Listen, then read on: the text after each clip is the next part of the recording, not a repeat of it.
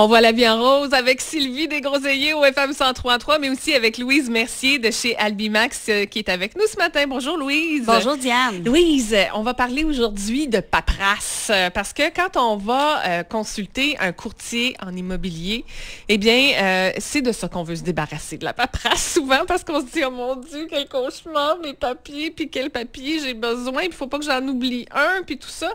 Alors, si on est acheteur, cette semaine, on parle de ça, si on est acheteur, on veut acheter une maison, quels sont les papiers qu'on doit rassembler? Ah, il y a beaucoup de papiers à rassembler, puis surtout que ça, c'est pas le genre de papier qu'on met dans la même filière en plus. Puis quand on a le stress de rajouter là-dessus, parce qu'on a un délai, quand on est rendu à une promesse d'achat, là, c'est vite, là. C'est très rapide. Des fois, c'est 1 heure ou 2, là.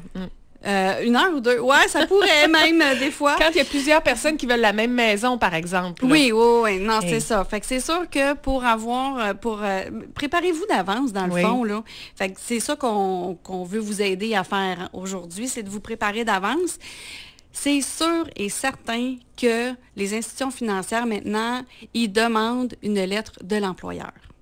Donc, la lettre de l'employeur récente. OK. Donc, ça veut dire une attestation d'emploi. Exactement, pour dire que oui, effectivement, cette personne-là travaille chez nous. Oui, effectivement, cette personne-là travaille à tel poste. Depuis quand qu'elle travaille? Donc, la date que vous avez été embauché, si c'est à temps plein, si c'est à temps partiel. Votre salaire brut aussi. Il faut que ça soit indiqué sur la lettre. Puis aussi, le nom de la personne qu'on peut communiquer avec, parce que de plus en plus, les institutions financières appellent votre employeur. Pour vérifier. Pour vérifier, pour être sûr que c'est une lettre en bonne et due forme. Oui, alors les ressources humaines vont se faire appeler. Les ressources humaines, votre patron immédiat, quelqu'un qui va se faire appeler, c'est certain. Le dernier talon de paye aussi. Donc, eux autres, ils veulent savoir si vraiment vous avez un cumulatif que vous dites que vous avez, selon la lettre d'emploi aussi. Fait qu'il faut que ça concorde, ces deux affaires-là. Si vous n'avez pas fait vos impôts, faites-les. Faites-les le plus rapidement possible parce qu'ils demandent vos avis de cotisation. Ils demandent les avis de cotisation parce qu'ils veulent savoir si il ne vous reste pas de l'impôt à payer. Parce qu'ils ne vous prêteront pas si vous avez de l'impôt qui est non payé. Donc, ça, ils veulent avoir ça. Ils veulent aussi, si jamais vous recevez de l'allocation familiale, il y a certains cas où c'est considéré comme étant un revenu. Donc, vous pouvez avoir vos documents officiels qui disent combien vous recevez d'allocation familiale. Fait que ça, c'est intéressant. Ils veulent savoir aussi les fonds que vous avez pour votre mise de fonds. Un minimum de 5 %. Ils veulent avoir la preuve de ça. Donc, ils vont vouloir avoir la preuve de l'argent que vous avez dans votre compte de banque et de où vient cet argent-là. Parce que des fois, il y en a qui ont des dons, soit d'un parent ou d'un grand-parent. Donc, eux autres, ils veulent vraiment avoir la preuve de la provenance des fonds, puis la preuve que vous l'avez. Mais là, si on a de l'argent accumulé en banque depuis plusieurs années, on ne peut pas nécessairement savoir d'où ça provient. Ça provient de notre salaire, oui, des petits cadeaux des fois, mais... Mais vous êtes en mesure de démontrer qu'au fur et à mesure, vous en avez mis dans votre compte de banque, puis que ça s'est juste accumulé, puis que vous n'êtes pas dépensier. Ça aussi, c'est une autre affaire. Ils veulent savoir que l'argent qui va être dans le compte, une fois qu'ils vont dire « Oui, on vous prête des sous pour une hypothèque, est-ce qu'elle va être dépensée la semaine d'après? » Tu sais, ils veulent savoir. C'est normal. Ils se protègent. Oui, c'est sûr.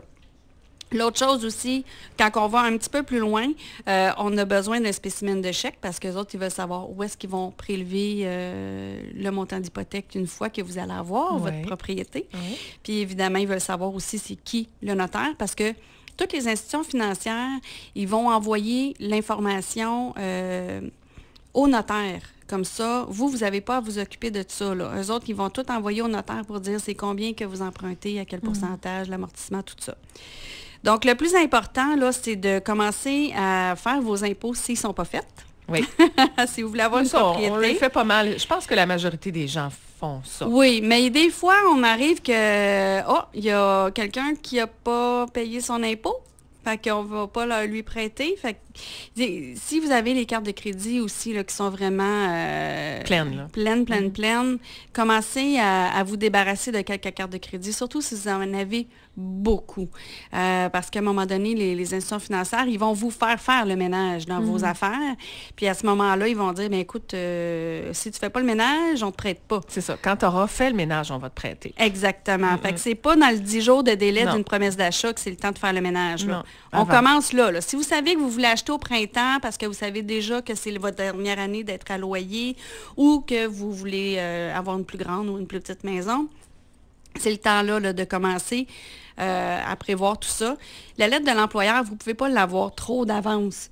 Si elle a 6 mois en arrière, elle ne fonctionnera pas. Excusez pour ma voix. Donc, dans le fond, c'est tout ça. Là, le dernier talon de paye. Si vous avez des investissements, oui.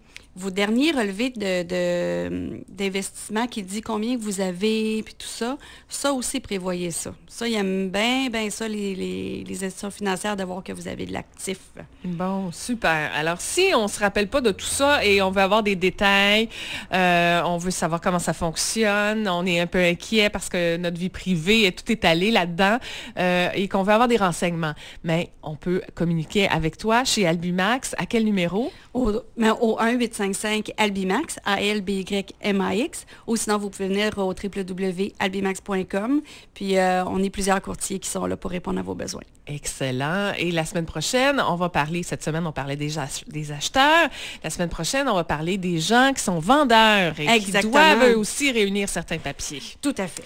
Alors, on en parle la semaine prochaine. Merci Louise. Bonne semaine. Bonne fin de semaine. La radio allumée. FM